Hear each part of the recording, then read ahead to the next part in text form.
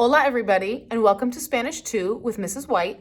My name is Meredith White, and I am here in our awesome classroom. I'm super sorry that I couldn't be here with you tonight, but hopefully this video will give you lots of good information. And of course, I'm always available via email, so I'm really easy to find.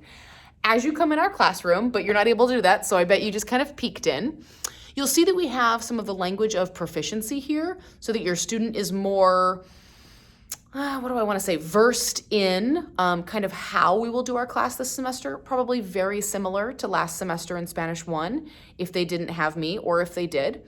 If it's been a while since they've taken Spanish 1, hopefully it's some of the same language, but we really focus on what students can do in the language, and that's what the information here is. We really focus on the skill. What are their strengths? What are they working on getting better at? Is it reading, writing, speaking, or listening? So we work really hard to do that. You'll also see some of the favorite moments of class over the years here at Peachtree Ridge that I have kept and we have photos of, and it's just really fun. This interesting little system above me here is our language lab, and we are super, super lucky to not only have a beautiful classroom with windows, but also the newest language lab in Gwinnett County. These language labs allow me to play different audio for different students, so they have some choice. They allow me to randomize students talking to each other and practicing their Spanish.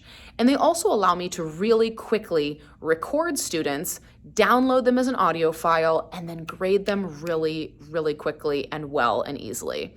I am able to plug in rubrics as well, so students can get really fast, efficient feedback.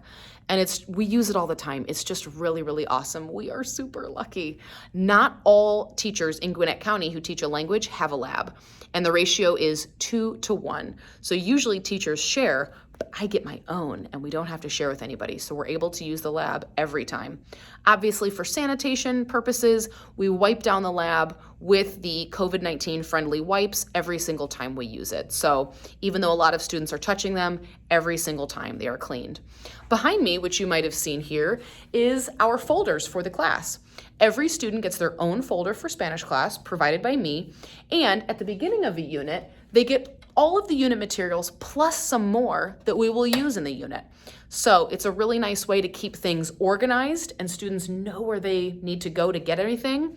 It's a really great way to pass things back to students and give feedback, either obviously or discreetly. I can drop a little note in there or a reminder, and I can also let them know how they're doing as they go with their classwork. So it gives me an opportunity to peek in, check their progress, and not use class time for that. So we can keep the class time really, really focused on our activities together. So you'll see that, and next time I'm here and you're here, your student will be able to show you their folder.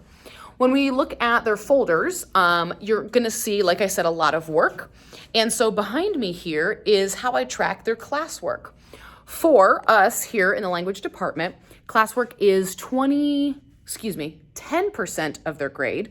Quizzes are 25%, tests are 45%, and the remaining percentages are for their final exams and midterms. So what that means is when I count their classwork, I keep a running list of everything that we've done here right in front, very visible. And then I check in with students and check that they've completed it. So classwork is a really, really great, easy grade for students when they're taking care of what they need to take care of every single day.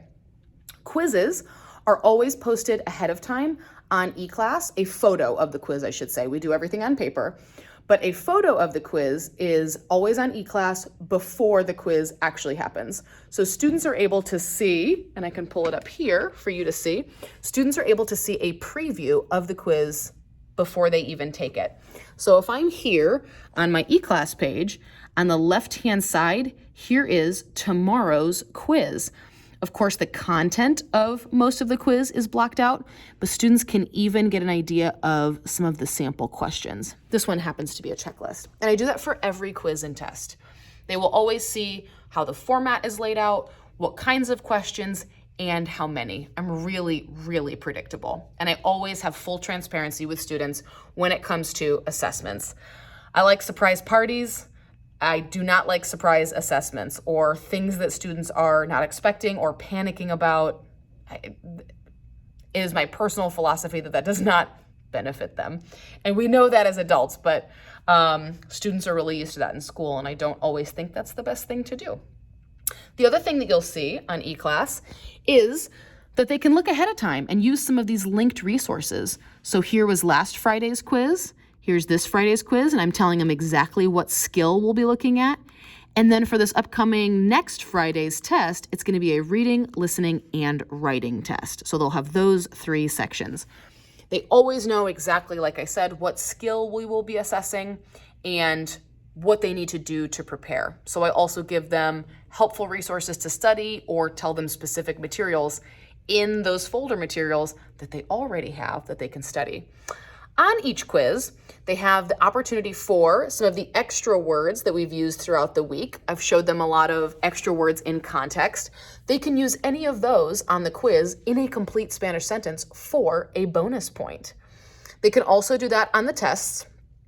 And one thing I forgot to mention with their mailboxes, with their folders, is they can also place their phone in there for the entire class period and earn 1 extra point on their classwork grades.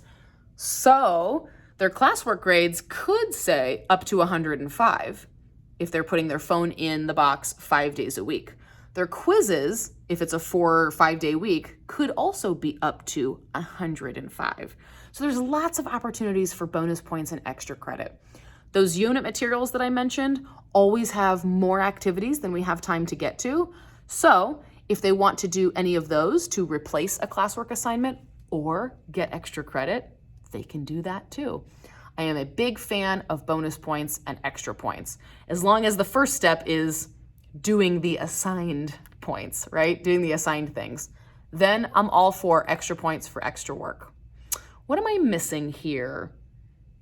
Oh, speaking of cell phones, for 1 extra point per day, like I said, they can earn an extra classwork point for putting their phone away. Otherwise, we are a no phone zone. Spanish 2 goes a little bit faster and gets a little bit more complicated than Spanish 1, so we really try to keep the class as distraction-free as possible. Also on eClass, all of the unit activities and lesson plans are posted for students. So if they ever miss anything, if they're absent or need to go back through anything on eClass, they can just click on Content here at the top and then click on Unit 1.